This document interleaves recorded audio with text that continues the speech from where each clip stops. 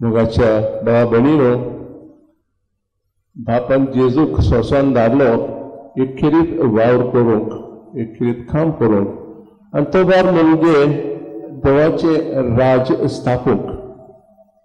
जीव सोंसांत आयलो आनी हो वार करूंक जेजून खूब उपाय वापरले. जेजू उतरांनी आनी कोन्यांनी हो वावर करून देवाचे राज स्थापले.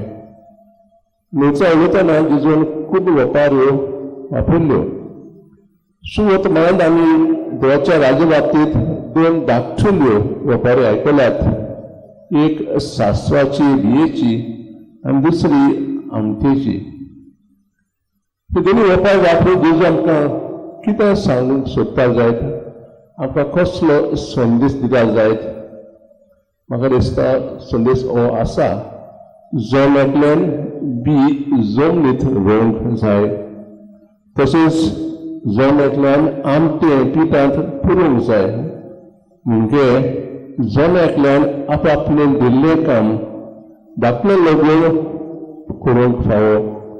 आनी अशें केल्यार आमी देवाचें राज परगोवपाक भागीदार जातलेत.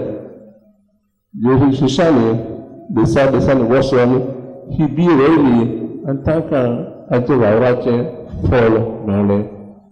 ह्याच्या दिसा आमी आमकां दिल्लो वावर प्रमाणीकपणी करूंक आमी देवाचो आदार मागुया.